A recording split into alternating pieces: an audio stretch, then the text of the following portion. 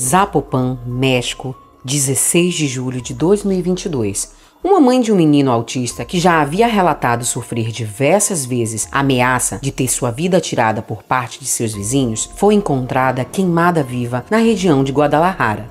Esse crime fez com que toda a região passasse por diversas manifestações e protestos para que a polícia encontrasse logo o autor. O que ninguém esperava é que a solução desse caso chocaria o México.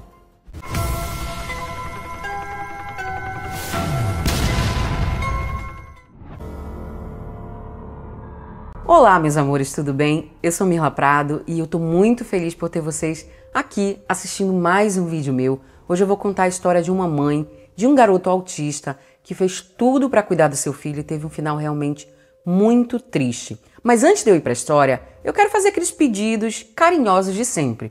Se você ainda não for inscrito no canal, se inscreve. E se já for e não tiver ativado as notificações, ativa para você não perder nenhum vídeo sinistro a partir de agora. Ah, se puder, deixa o like logo agora no começo do vídeo, porque depois provavelmente você vai esquecer e isso me ajuda demais a produzir mais e mais conteúdo para vocês. Agora, bora para a história. Raquel Luz Padilha, de 35 anos, e seu filho Bruno Padilha, de 11 anos, moravam em Zapopan, Guadalajara, México. Raquel se dedicava 100% em cuidar do seu filho, que tem um diagnóstico de autismo grave e epilepsia refratária de difícil controle. O marido de Raquel e pai de Bruno os abandonou quando ele ainda era um bebê, assim que Bruno foi diagnosticado com suas doenças. Ele alegou que não queria ter um filho doente e simplesmente sumiu sem falar para onde ia, de maneira que era impossível localizá-lo até mesmo para solicitar ajuda financeira. Por conta disso, Raquel se dedicava a cuidar de Bruno em tempo integral, já que por conta de seus problemas, Bruno dava muito trabalho e não podia ir a uma escola regular ou ter uma babá para que ela pudesse trabalhar. Assim, a mãe de Raquel, que também morava junto com a família, era responsável por trabalhar e levar o sustento para casa. Seu trabalho não lhe rendia muito e a situação econômica em casa, muitas vezes, era precária, principalmente devido às despesas médicas exigidas pela condição de Bruno. Por vezes, Raquel sofria por não ter condições de comprar os medicamentos e o sustento básico para seu filho. Mas a situação piorou quando Bruno foi expulso de um centro de tratamento para autismo no qual ele frequentava.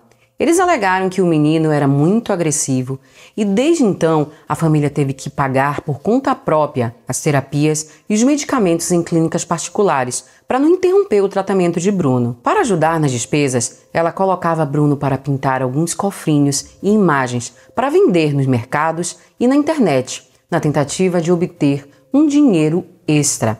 A vida deles era realmente muito difícil.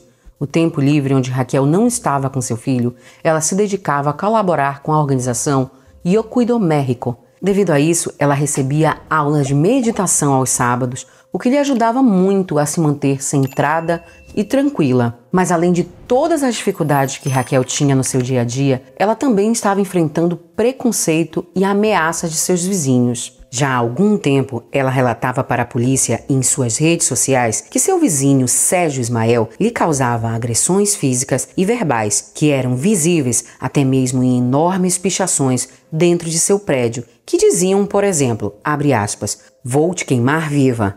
Você vai morrer, Luz." Fecha aspas. Ela tirou fotos dessas pichações e publicou em suas redes sociais no dia 17 de maio de 2022. Além de tudo isso, Raquel alegava que seu vizinho colocava músicas em volume extremamente alto, que afetou ainda mais a saúde de seu filho.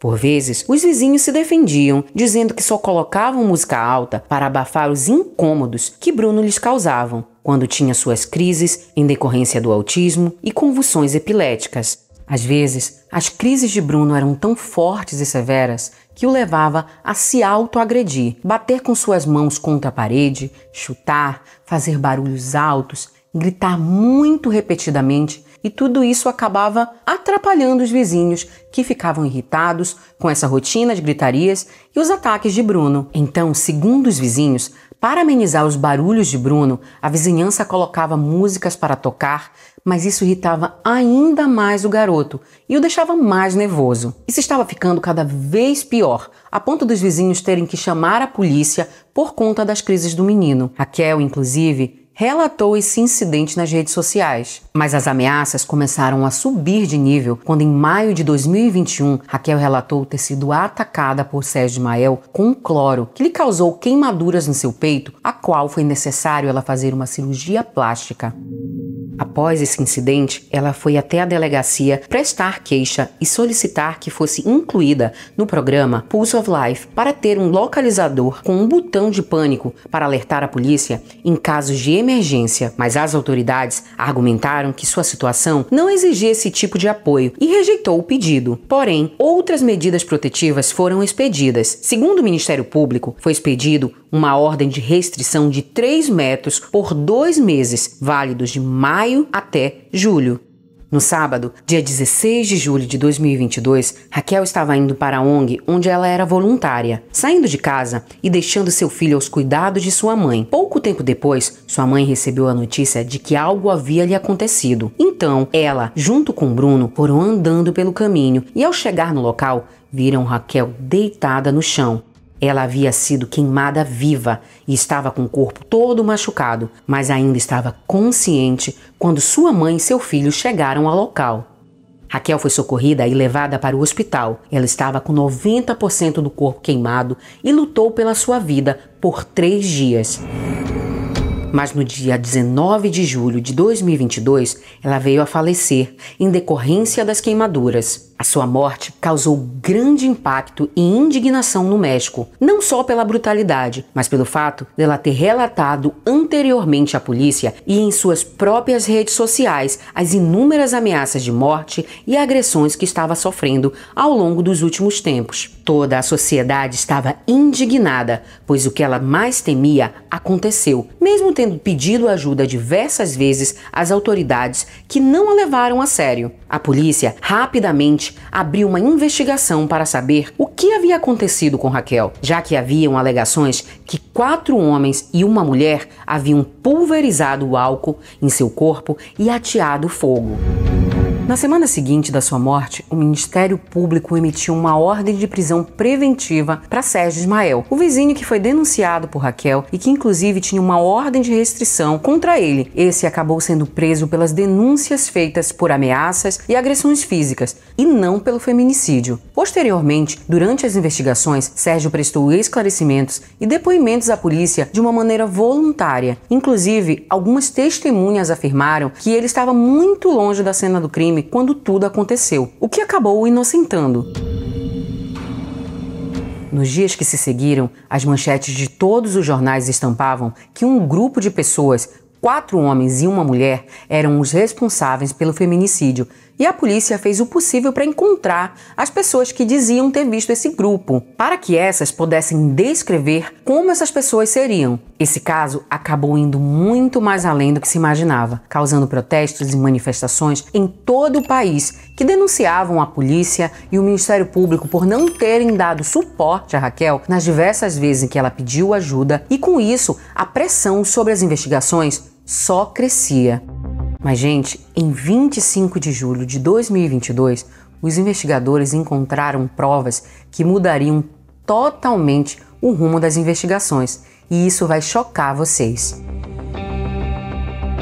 O promotor Luiz Mendes publicou um vídeo onde aparece Raquel comprando 2 garrafas de álcool e um isqueiro minutos antes do incidente, os mesmos com o qual ela foi queimada viva no Parque do Zapopan. Isso abriu uma nova linha de investigação de que Raquel teria ateado fogo em si mesma, tirando assim a sua vida. Essa linha de investigação ganhou mais força ainda quando não foram encontradas provas de que outras pessoas estavam envolvidas e que até mesmo o principal suspeito no início das investigações, o vizinho Sérgio Ismael, estaria muito longe da cena do crime na hora do ocorrido. Um dos paramédicos que atendeu Raquel quando ela foi socorrida também alegou que ela teria indicado que ela mesma teria se queimado e em nenhum momento relatou ter sofrido agressões ou citado o nome de alguém enquanto estava lúcida. A partir desse momento, muitas outras provas contra Raquel começaram a surgir. Em um vídeo de 28 de junho, é possível ver Raquel do lado de fora ateando fogo na porta da frente de sua casa.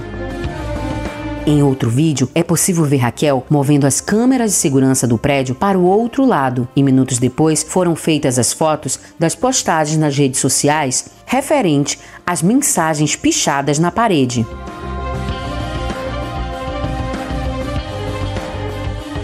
Acredita-se, a partir desse vídeo, que ela mesma tenha feito as pichações e depois acusado seus vizinhos. Em outro vídeo feito pela câmera de segurança do vizinho, era possível ver Raquel fazendo algumas pichações em outros muros.